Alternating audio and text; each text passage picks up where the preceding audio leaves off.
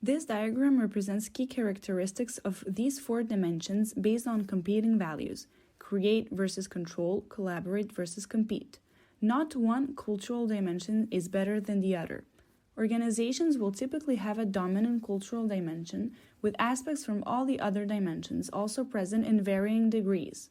Furthermore, different departments, functions, and groups within the same organizations will have these cultural dimensions in varying degrees as well. It takes both leadership and management to strengthen, maintain, change, or create a culture in all of the above dimensions. An agile culture, therefore, is not typified by just one dimension, but is about having an appropriate balance to achieve its purpose. The dominance, preference, and orientation towards one or the other dimensions will change over time, heavily influenced by geographical and local socio-cultural factors. Spyed in 2010 observed that the dimensions of collaborate and create were best suited to agile ways of working. Other authors in 2016 identified the following favorable and unfavorable conditions for agile methods. These conditions are market environment, customer involvement, modularity of work, impact of interim mistakes.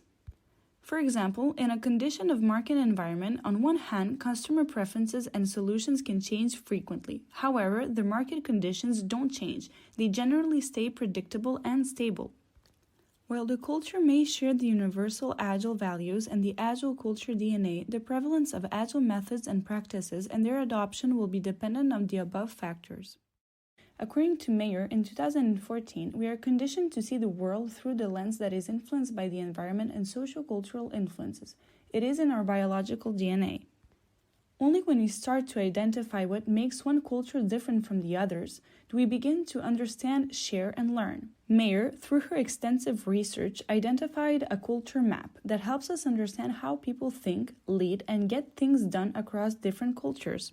The culture map comprises of communicating, evaluating, persuading, leading, deciding, trusting, disagreeing, and scheduling.